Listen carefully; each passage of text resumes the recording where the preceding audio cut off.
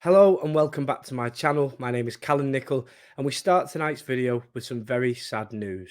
As you'll have seen at the beginning, Everton chairman Bill Kenwright has sadly passed away. Bill Kenwright was a great man.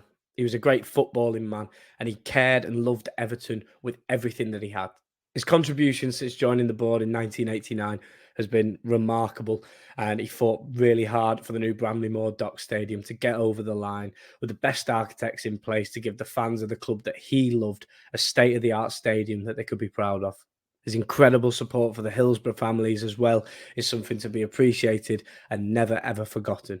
I'm sure I speak for everybody in the world of football when I say that football is a lesser place without Mr. Kenwright. May he rest in peace.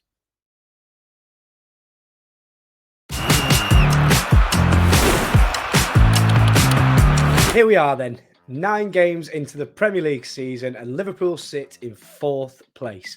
3 points behind first place Tottenham. And I thought we could just go over how the season has gone so far and what our realistic expectations are for going forward into the coming weeks and for the rest of the season. Winning the Merseyside derby is always a brilliant feeling, isn't it? It's one of those games that regardless of form, you both go into it. Both sets of fans are terrified and you have no idea what's going to happen.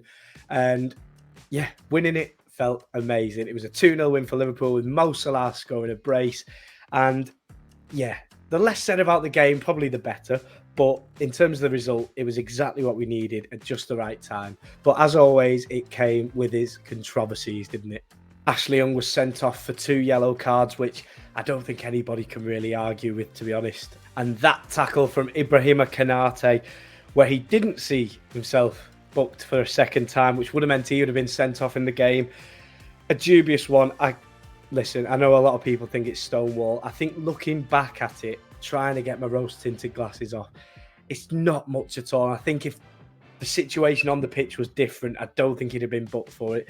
But you look at where they are stood in the ground and who else is there to back up Ibrahima Konate. Oh, could easily be a second yellow card. There was also a penalty shout for Luis Diaz, and he was brought down in the box, which, again, looking at different angles afterwards, the angles that we don't really get in the game, it does look like a challenge that I've seen a penalty given for in the past. However, I'm not sure how I feel about challenges like that being given as penalties, if I'm being completely honest. Don't get me wrong, if we hadn't won the game, I'd have been all over it, I'm sure, thinking it was a penalty. And there was the obvious Michael Keane handball for the penalty, which Mo Salah did score, thankfully. I think that one, for me, I don't know about you, but it seemed to take so much longer than any other decision in the game, and it seemed to be the most straightforward. You know, his hand's right out here, the ball hits it. Pretty straightforward for me.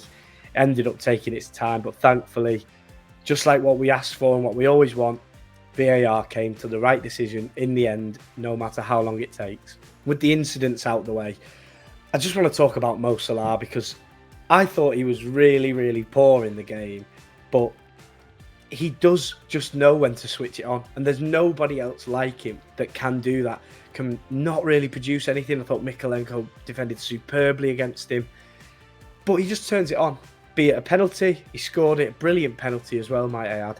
And then his second goal, just like that, in the break of play, Darwin Núñez runs through the entire pitch, gives it to him on a plate, in you go, 2-0. And there's many, many players out there that would struggle to have that pressure on your shoulders, especially when you're having such a poor game. And I just really want to take my hat off to him because I thought, wow, you've really been off it today. I know a lot of the situations politically that are going on right now in the world, he came out with a very emotional video and that might be playing on his mind. But regardless of it, he knew exactly what to do when his moment came and he scored a lovely brace to seal victory for Liverpool. Another player that I'd just like to identify. I know how we all feel about Dominic Szoboszlai. He's incredible. I'm running out of words to describe him and his performance, but it's not him. One man who, in a past video actually, you'll have to go and find it. It was about Liverpool's summer transfer targets. I criticised him blindly because I didn't know what he was all about. I just heard things, seen that he wasn't playing much at his previous club and thought the worst and thought we could do much better than him as a signing. Ryan Gravenberch. What a footballer. Oh my God. I feel like, genuinely, Since he's joined the club, everything he's done has been spot on. He does all the right things at the right time. The coolest head, he's massive.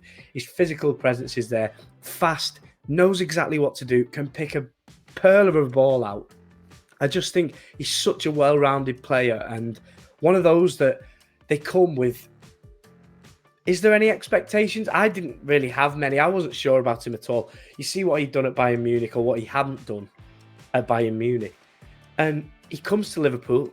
The manager seems to love him already, gets him into the team, slowly but surely.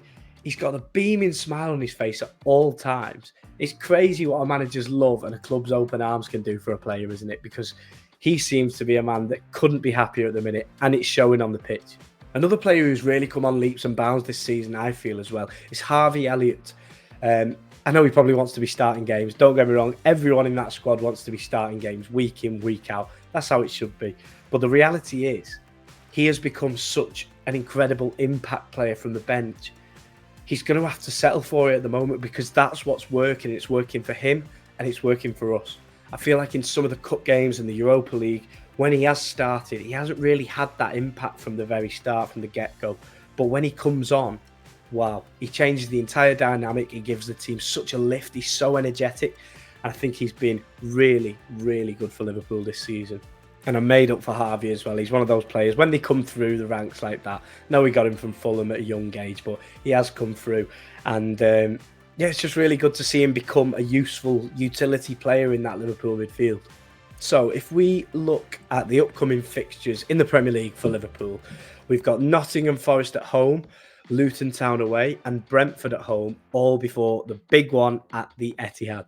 And listen, it would be silly to write off any team in this Premier League season. We've seen some of the results already. But those fixtures strike me as a brilliant opportunity to grind out a little bit of good form just before that big game against Manchester City. I think it's always important to go into that game feeling like yourselves and feeling confident in your ability and the teams clicking all together. I feel like that's one thing this season so far. I know the Villa game, absolutely superb performance, but bar that, we haven't really clicked for the majority of a game and absolutely dominated a team and beat them good and proper besides that game. And I think there's a great chance for us to do that in these three fixtures coming up. We should see, obviously, Curtis Jones back from his suspension. Thiago and Stefan Bajcetic, hopefully we can see them in this run of games because they add that much needed depth, don't they, to the squad. Tricky spell with injuries and suspensions this season. You can't really keep up, can you, with the suspensions, obviously, with the amount of red cards we've had already. And low-key, we've actually had quite a few injuries to contend with this season, so it would be good to get those players back in time for that Manchester City game. Another thing I think we can all agree on is Darwin Núñez needs to be the absolute main man up top going forward from now. He's been a playmaking monster this season, an absolute machine. I'm so happy because I think we all just love him, don't we, for how crazy he is and chaotic he is on the pitch. And we just want him to succeed, and seeing the improvement this season, what he's been working with the squad and with Jurgenklopp, and also his manager at Uruguay, actually, Marcelo Bielsa, who's helped him leaps and bounds, according to himself in his own reports. Got 3 goals and 3 assists in the Premier League already so far. And he just looks a different player. He's still got the ferocity and the excitement that we fell in love with him for. But he seems to have fine-tuned it, and he knows where the right ball is now. He knows what the right decision is to make, whether to shoot or whether to pass. And don't get me wrong, he's still missing chances, but really, all strikers miss chances. He's been highlighted because of certain misses that he made last season that obviously he'd look back on and regret. But he has come out firing this season, and all the better. I absolutely love Darwin Núñez, and you know, his presence alone, for me, I've always said that his presence alone wins us games. You look at that Aston Villa game in which he started. With him up front, defences cannot afford to be playing high up like they'd love to usually and have that press. They can't do that when Darwin Núñez is there because they know none of their defenders are fast enough to keep up with him. So they need to drop back just that extra couple of yards, which opens up that space for Liverpool in the new midfield to pick out balls, and it just automatically kills every game plan, every tactic that the opposition has. And I feel like you can see a major difference in Liverpool, especially in their attacking zones, when Darwin Núñez is on the pitch, as opposed to when he isn't. Obviously, having him as a substitute is a great argument because the likes of Cody Gakpo and Diogo Jota, we know they can do a job and they love a goal themselves. Don't get me wrong. But I just feel that Darwin Núñez, he seems to already unlock the tactics and the game plan defensively of the opposition before a ball's even been kicked. It almost just goes out the window because everything that you've tried to implement as a team, you can't do because just one ball over the top and your defence are too high up, that he makes the offside, breaks the offside trap. It's a goal.